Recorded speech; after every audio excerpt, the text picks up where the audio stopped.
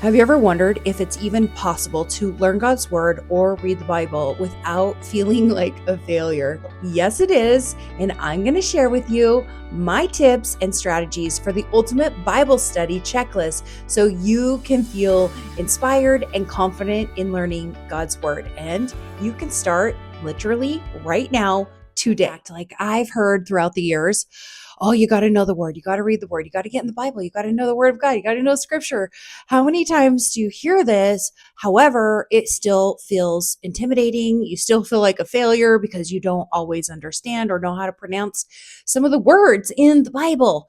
Hi, ladies. Nina here. Welcome to my channel. If you are a Christian woman looking for community, connection, and a way to grow your walk with God, then you are in the right place. I'll tell you, how many times have you started reading the Bible, and especially the Old Testament? I know the New Testament's a little bit easier, but especially the Old Testament, and you just feel like lost, dazed, confused. Like you just feel like you're reading the words and not really comprehending anything. A lot of the names, a lot of the language, it's Hebrew, Greek, and Arabic. We aren't Greek, we aren't Arabic. We're not able to always pronounce everything properly. A lot of people allow that to prevent them from reading the Bible and getting to know God's word. Not that I'm perfect. Trust me, I'm not.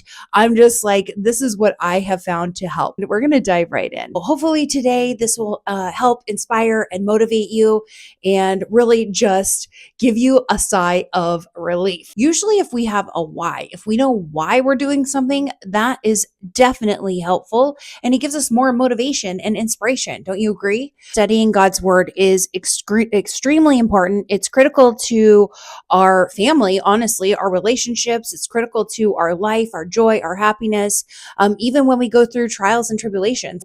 When you have the word of God in your mind, on your heart, I just feel like it's so much easier. It's of knowledge and wisdom. Not to mention, when you know scripture, you can discern truth from lies. You can stand in your faith and experience also God's promises. Psalm 119, 105, your word is a lamp to my feet and a light to my path. Without God's word, what it's saying is we're in the dark. We're basically navigating life in the dark. So diving in, I'm going to give you a bonus tip. You need to give yourself some grace. It takes time. It is a lifelong journey. It definitely is a marathon, not a sprint. Please give yourself some grace. Do not worry about it. As long as you're in the word, that is what matters. Tip number 1, take 1 minute of your time and just pray to God and ask him to open your heart, open your mind, ask him to help you, slow down, to help you understand, to help you comprehend. Pray and set your heart for God and ask him to guide you through this Bible study. And I promise you, one thing I can guarantee is if you ever ask God to help you understand him or get closer to him, I promise you he will answer that prayer so darn fast. It's not even funny. Just be aware that Satan is there trying to keep you and prevent you from reading the Bible, which is one of the lies that we believe. I don't understand it. I can't get it. It's too much. That is Satan. That is a lie. So don't believe the lie and ask God to tell Satan to leave you alone and help you read and understand his word. Okay, tip number 2, pick a book of the Bible, or you can actually pick a theme. Maybe it's a Proverbs woman. Apparently that's super duper popular. I haven't done one yet, but I need to. I've been doing this one here. It's a 10-day Bible study. So just 10 days that it walks you through, and she promises it's only 8 to 10 minutes a day.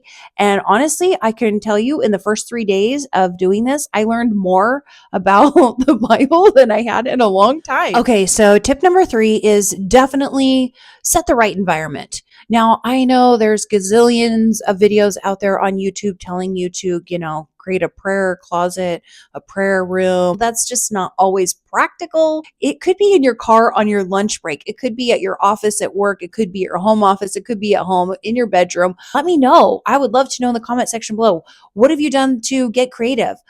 Don't make it too complicated. Create the environment and set it up for yourself so that you can have that space and time to be in the Word of God. Oh, tip number 4 is having Bible study tools. So And everybody is different. There are some people who have stickers and tape and scrapbooking supplies and all this stuff. I'm pretty simple. I'm pretty basic. I just do what works for me. I actually was too afraid to like write in my Bible, but what works for you is what's going to work for you. What will help you study the Bible? Have your Bible study book, have your gel highlighters. Also, I have a Bible dictionary. I also have a concordance book, but it's gigantic and it weighs like 10 pounds. So I can't really show you that, but you could get a concordance book if you'd like. Up to you if you want to do this. I did the tabs on my Bible because I am 50 and I do need glasses to read. Just have some fun supplies that make it fun and interesting for and creative for you. Tip number 5 truly is writing down and journaling any thoughts.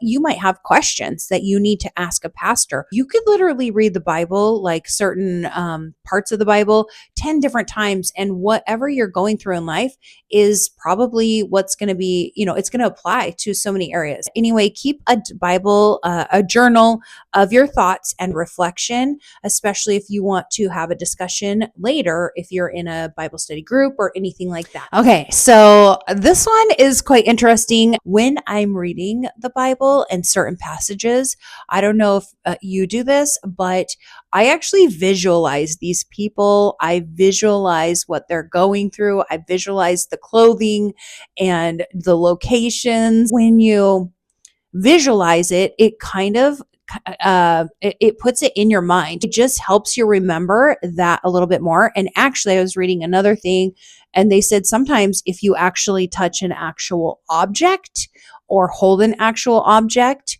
it might even help you even more. Okay, and tip number 7, share and discuss and learn God's word. A lot of people, even myself, at times we feel stupid if we don't know like all of the scripture. Like, don't worry about that. We don't know how they remember. Some people have better memory than us. It does definitely help when you share with other people, when you have discussions, definitely helps you learn and understand and comprehend what you're reading if you are able to share and discuss what you've learned in that lesson. Okay. And finally, the last tip, which is applying the message to your life. Do your very best to apply what you've learned to your life. If you need help applying something to your life, if you have, a stronghold of forgiveness or whatever, you can't forgive this person for whatever reason, you know what? Just ask God. Ask God to open your heart. Ask Him to bring you the right study. Ask Him to bring you the right study partner. Let me know in the comment section below, what is your number one obstacle to learning God's word, reading the Bible? I would love to know. What Bible studies have you done that you really liked? Share it with us in the comment section below. This ultimate Bible study checklist, it's not just a checklist. It's really creating an experience that works for you. I hope this video blessed you today. If you know anyone struggling to read the Bible, definitely share this video with them. Give it a thumbs up. Subscribe to my channel if you are looking for a community of like-minded Christian women who want to deepen their faith with Christ. And until next time, I will see you in my next video. Have a great day.